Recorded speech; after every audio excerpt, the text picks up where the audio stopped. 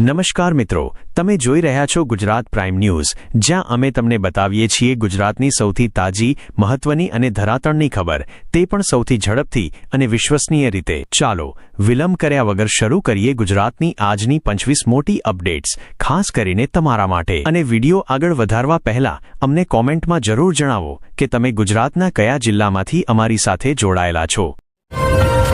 જૂનાગઢમાં ડ્રગ મુફિયાના કાળા નશાના વ્યવસાયમાં પગ જમાવવાની પહેલા જ જૂનાગઢ એસઓજીએ તરત કાર્યવાહી કરતી વખતે એક મોટી કામયાબી હાંસલ કરી છે. એસઓજીએ આંતરરાષ્ટ્રીય ડ્રગ્સ નેટવર્કના 4 આરોપીઓને ગિરફ્તાર કરીને તેમની પાસેથી 1 કરોડ 16 લાખ રૂપિયા કરતાં વધુ કિંમતનું 3.16 કિલોગ્રામ પ્રતિબંધિત હાઇબ્રિડ ગાંજા જપ્ત કર્યું છે. જો કે આ આરોપીઓની ગિરફ્તારી એ વાતની પુષ્ટિ કરે છે કે આ જોખમી નશાનો વ્યવસાય હવે ગુજરાતના ખૂણા-ખૂણામાં ફેલાઈ રહ્યો છે, જેના મૂળ ખૂબ જ ઊંડા છે અને આંતરરાષ્ટ્રીય સ્તર સુધી ફેલાયેલા છે.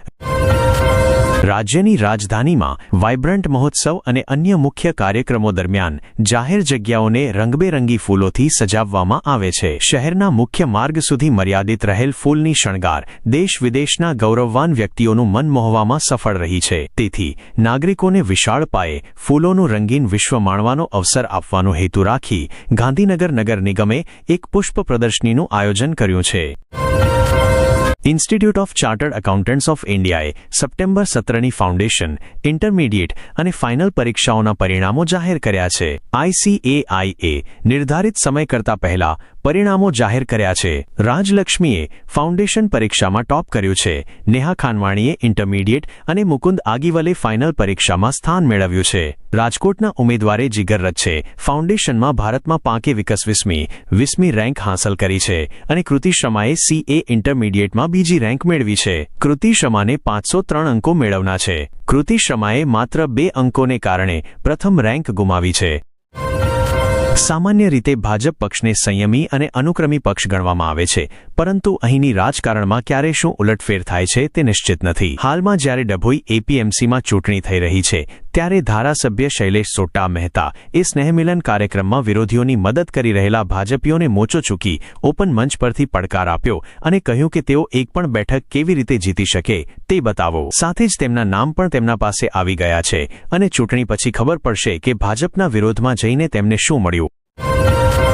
ભારતીય ટીમે મહિલા વનડે વર્લ્ડ કપ 2025ના ફાઇનલમાં દક્ષિણ આફ્રિકા ઉપર કીર્તિમાન રૂપે 13પણે ત્રીજામાંથી ત્રીજી સૌથી મોટી જીત મેળવી છે, પાંકે 53 રનોથી. મહિલા વર્લ્ડ કપના ઇતિહાસમાં આ પહેલા વારમાં ભારતની મહિલા ટીમે આ ખિતાબ જીત્યો છે. મહિલા ક્રિકેટ ટીમની આ સિદ્ધિ માટે ગુજરાત સહિત સમગ્ર દેશમાં ઉજવણીનું વાતાવરણ છે.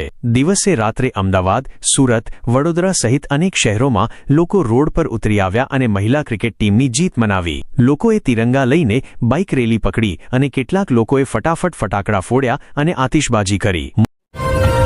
મોસમ વિભાગ દ્વારા રાજ્યના ખેડૂતો માટે રાહતભરી માહિતી છે. મોસમ વિભાગના પૂર્વાનુમાન અનુસાર અરબ સમુદ્રમાં બનેલું દબાણ તંત્ર હવે નબળું પડવાને કારણે રાજ્યમાં વરસાદની તીવ્રતા ઘટી ગઈ છે. જો કે આજે અમદાવાદ, ગાંધીનગર, પાટણ, ખેડા અને કચ્છમાં તીવ્ર હવામાન સાથે વરસાદ શરૂ થયો છે.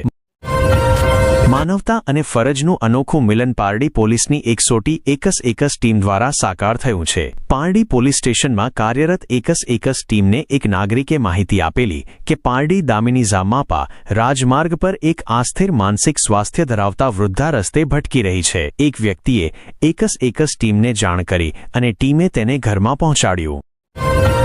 નવી ટેકનિક દ્વારા નાણાકીય ઠગાઈના કિસ્સાઓ દિવસે દિવસે વધતી ગયા છે. પશ્ચિમ કચ્છ સાયબર ક્રાઇમ સેલ દ્વારા મળેલી માહિતી મુજબ ઓક્ટોબર 2024માં 270 ફરિયાદો મળી હતી, જ્યારે ઓક્ટોબર 2025માં એટલે ગયા મહિને 459 ફરિયાદો મળી હતી. આનો અર્થ એ થાય છે કે એક વર્ષમાં ઓનલાઈન ઠગાઈ લગભગ બમણી થઈ ગઈ છે. એક મહિનામાં પ્રાપ્ત ફરિયાદોમાં ઠગાઈની કુલ રકમ 1 કરોડ 50 લાખ રૂપિયા 1.75 કરોડ છે. આ આંકડાને ઘટાડવાનો હોય તો કડક સાવચેત ફર્યો છે.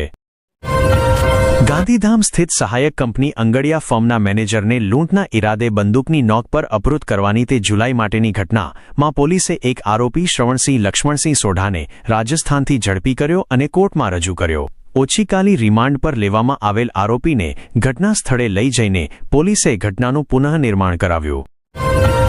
પડાના રહેવાસી એક યુવાનને પોતાની માયાજાળમાં ફસાવી અને તેના પતિની મદદથી ટુકડામાં 5,28,00,000 રૂપિયા 5 કોરા 50,08,000 ભંગ કરતા ગુનાઓમાં છેલ્લા 5 મહિનાથી ફરાર રહેલી મહિલા આરોપી સિમરન ઉર્ફ અ.ફ.સ. આના ગાયકવાડને મહારાષ્ટ્રથી ઝડપી કરી કાનૂની કાર્યવાહી કરવામાં આવી. આ અંગે બી ડિવિઝન પોલીસ થાને દ્વારા મળેલ વિગતો મુજબ 31 જાન્યુઆરીએ પડાનાના હરિયોમાનગરમાં રહેતા એક યુવાને ફરિયાદ નોંધાવી હતી કે 4 વર્ષ પહેલા જ્યારે તે મુંબઈમાં એક ફાઇનાન્સ ફર્મમાં કામ કરવા ગયો હતો ત્યારે ત્યાં પ્રથમ વખત સિમરન સાથે મુલાકાત પછી બંને વચ્ચે સંબંધ ગહન બની ગયો હતો. મહેસાણાની એક છોકરીના પિતાએ ગુજરાત હાઈકોર્ટમાં બંદી પ્રતિક્ષણ અરજી દાખલ કરી છે. છોકરીએ પોતાના પરિવારને છોડી કોઈ લગ્નિત પુરુષ સાથે રહેવાની OICE લીધી હતી. કોર્ટના આદેશ પર પોલીસે છોકરીને કોર્ટમાં રજૂ કર્યું અને છોકરીએ કહ્યું કે તે પોતાની મરજીથી એક લગ્નિત પુરુષ સાથે રહેવા ગઈ છે. આ મામલામાં આજે ગુજરાત હાઈકોર્ટમાં આગળની સુનાવણી થશે.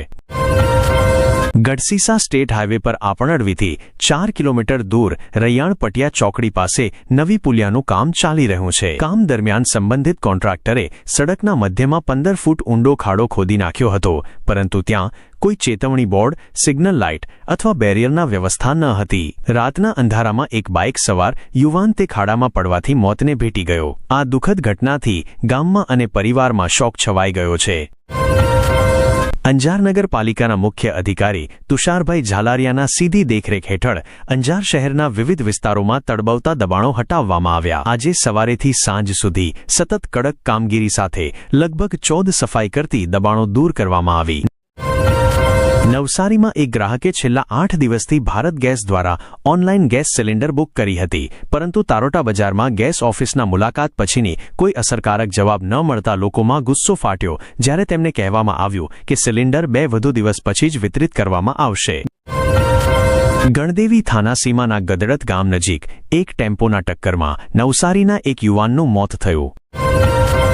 ભુજના જીકે જનરલ હોસ્પિટલમાં જોડવા પડેલા બાળકોને જન્મ આપ્યા પછી એક માતાનું મૃત્યુ અને બંને બાળકોનું પણ 2 દિવસની અંદર મોત થઈ ગયું. પંચમહલના પરિવારને સ્થાનિક પોલીસ, માનવ જ્યોત અને હોસ્પિટલ સ્ટાફની મદદથી ખારી નદીમાં બંને બાળકોનું અંતિમ સંસ્કાર કરાયું. શિવપરસ પાસે રહેતા એક મજૂર પરિવારની વયસ 22 વર્ષીય વરાસાબેન નાયક 2 બાળકોને જન્મ આપ્યા પછી મૃત્યુ પામી. MG રોડ સ્થિત પ્રતાપ મોદઘાણી પોલમાં રહેતા એક યુવાનનું પૂરો હાથ ફટાકડા ફોડતા સમયે ભજવાઈ ગયું, જેના કારણે તાત્કાલિક એ કહ્યું કે યુવક નશામાં હતો અને રામજીની બારાત દરમિયાન હાથમાં ફટાકડા ફોડતા સમયે ફટાકડો તેનો હાથમાં ફાટ્યો. તે સમયે અકોટામાં એક 10 વર્ષીય બાળકી ફટાકડા ફોડતા સમયે ઝૂલસાઈ ગઈ. RV દેસાઈ રોડ સ્થિત શક્તિકૃપા સર્કલથી ગોયગેટ સોસાયટી અને તેની અંદરના વિસ્તારમાં રહેલ લોકોને દ્વારા વિરોધ પ્રદર્શન કરવામાં આવ્યું અને ફરિયાદ કરવામાં આવી કે દિવાળી પછીથી દિવાણકાળી પાણી આવી રહ્યું છે. નિવાસીઓએ કહ્યું કે ગંદુ અને અશુચિત પાણી એ લોકોની દિવાળી બગાડીને નાખી છે. જો સત્તાધિકારીઓ આવશે તો તેઓ આ જ પાણીથી નહાશે. નિવાસીઓએ અધિકારીઓ પાસેથી ગંદુ પાણી પીવાની માંગ કરી છે.